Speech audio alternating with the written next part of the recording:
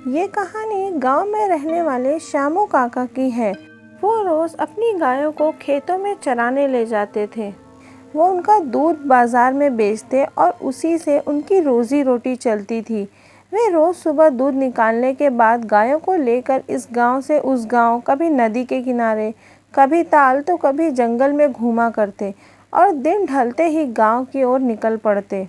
दिन भर वे घर से बाहर ही रहते, इसलिए भूख मिटाने के लिए वे सत्तू तो कभी मुरमुरा तो कभी रोटी और उसके साथ ही दूध, दही, लस्सी या माठा ले जाते थे और किसी पेड़ की छाया में खा पीकर मस्त रहते। प्यास लगने पर किसी गांव के बाहर लगी नल, ट्यूबवेल या फिर कुएं से पानी निकालकर पी लेते। वैसे ठंडी के दिनों में वह पानी भी ले जाते, लेकिन गर्मी के दिनों में पानी गर्म हो जाने के कारण वे पानी नहीं ले जाते। बोर होने पर पुराने गाने गुनगुनाते। यही उनकी दिनचर्या थी और वे इससे भी खुश थे। एक बार की बात है, श्यामू काका बीमार हो गए और ऐसे बीमार हुए कि ठीक होने का नाम नहीं ले रहे थे। एक दिन बीता, 2 दिन बीता, लेकिन कोई आराम नहीं हुआ और उधर गायों का भी बहुत बुरा हाल हो गया। उन्हें तो सिवान में घूम घूम कर चरने की आदत थी। वे रंभा रंभा कर आसमान सिर पर उठा ली। श्यामू काका की पत्नी पुआल वगैरह गाय को खाने के लिए देती, लेकिन गाय उसे खाना तो दूर देखती भी नहीं थी, मानो अनशन पर बैठ गई हों। उस पर दिन भर खूंटे के इधर उधर घूम घूम कर गोबर से पूरी जमीन कीचड़ कर देती और कुछ तो इतनी सयानी थी कि नाद में ही पैर डालकर खड़ी हो जाती। उनका हठ देखकर श्यामू काका बड़े परेशान हो गए। फिर उसने अपने साले के लड़के को बुला लिया। उसका नाम मनोज था। 18 साल की ही उम्र में वो बहुत होशियार था। उसके घर पर भी गाय थी और उन्हें इन सब चीज़ों की जानकारी भी थी। दूध दही खाकर गबरू जवान बन गया था। कोई उसे देखकर कह नहीं सकता था कि ये 18 साल का है। उसने श्यामू काका के सारे काम संभाल लिए। वह साथ में अपनी किताबें भी ले जाता और पेड़ की छाया में पढ़ाई भी करता। श्यामू काका बड़े खुश हुए। गर्मी का दिन था। खेतों में घास गर्मी की वजह से खत्म हो गई थी और उसे इस इलाके की जानकारी भी नहीं थी। वह गायों को लेकर पास के जंगल में पहुंच गया। कब वह घने जंगल में पहुंच गया उसे पता ही नहीं लगा।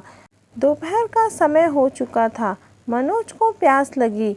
पानी गर्म हो जाने के कारण उसने पानी गिरा दिया था। वह इधर उधर जंगल में पानी की तलाश में घूमने लगा। अचानक उसे एक कुआं दिखाई दिया। उसकी जान में जान आई। वह झट से कुएं के पास पहुंचा तो देखा गर्मी के कारण पानी काफ़ी नीचे था। उसने एक छोटी बाल्टी जिसे वह अपने साथ रखता था, उसे अपनी धोती से बांधकर पानी निकालने की कोशिश करने लगा, लेकिन वो कामयाब नहीं हुआ। पानी काफ़ी नीचे था। उसने बहुत कोशिश की लेकिन कुछ नहीं हुआ। वह थक गया था और पसीने से पूरी तरह भीग गया था। वह हार कर पेड़ की ओर लात लगाकर बैठ गया। तभी उसे पायल की छमछम की आवाज़ सुनाई दी। वो चौंका कि इस जंगल में और दोपहर के समय कौन आ सकता है। उसने पीछे मुड़कर देखा तो एक बेहद खूबसूरत लड़की अपनी कातिलाना अदाओं के साथ मनोज की ओर ही चली आ रही थी। मनोज उसे एकटक ही देखे जा रहा था। उस किशोरी की खूबसूरती में मनोज खो गया था। पास आकर उस किशोरी ने नटखट अदा के साथ मनोज को पूछा, प्यास लगी है क्या? मैं पानी पिला दूं? मनोज जैसे सुध-बुध खो चुका था। उसने घबराकर हाँ में सिर हिला दिया।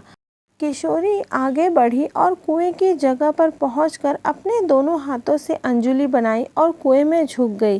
मनोज जैसे सम्मोहित हो गया था। उसे कुछ भी दिखाई नहीं दे रहा था। किशोरी ने पानी निकाला और मनोज की तरफ बढ़ी। मनोज बिना कुछ बोले अपने हाथों की अंजुलि बनाकर अपने मुंह से सटा दिया। किशोरी ने अपने अंजुलि का जल मनोज के अंजुलि में उड़ेलना शुरू किया और मनोज ने उस अमृत रूपी जल को पीना शुरू कर दिया।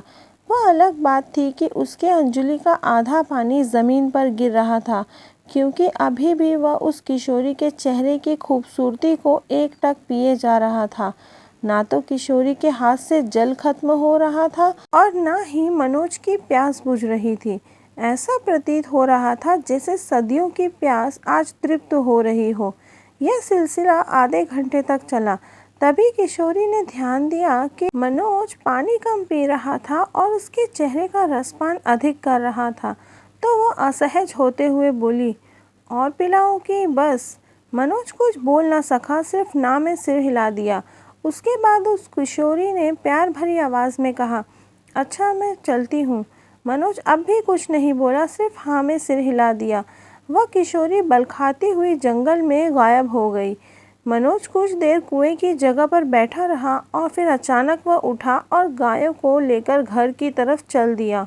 लेकिन अब मनोज की चाल बदल गई थी। उसके मन में प्यार के अंकुर फूटने लगे थे। गायों को लेकर मनोज घर पहुंचा। आज वह बहुत ही खुश था। उसके मन में प्यार की तरंगें हिलोरे मार रही थी। वह रह रहकर कोई प्यार भरा गीत गाने लगता था।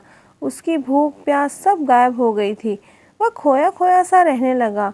उसे हर समय वही क्षण दिखाई दे रहे थे। उस खूबसूरत चेहरे को वह भूल नहीं पा रहा था। उसने रात को खाना भी नहीं खाया और सोने चला गया, लेकिन उसे नींद नहीं आ रही थी। वह करवटें बदल रहा था। उसे कुछ समझ नहीं आ रहा था कि उसे क्या हो गया है। क्यों उसकी भूख, उसका चैन, उसकी नींद उड़ गई है। अचानक उसका दिमाग ठनका और वह डर के मारे कांपने लगा। उसका बदन पसीने से लथपथ हो गया। वह जोर से चीखा और जब तक शामू काका और उनकी पत्नी आए तो मनोज बेहोश हो चुका था। क्या हुआ था मनोज के साथ? वो अचानक से इतना ज़ोर से क्यों चीखा और बेहोश कैसे हो गया? जानेंगे आगे की कहानी अगले भाग में। आगे की कहानी जानने के लिए इस कहानी का दूसरा भाग ज़रूर देखें। कहानी के आगे के भाग देखने के लिए चैनल को लाइक करें, शेयर करें और सब्सक्राइब करें। धन्यवाद।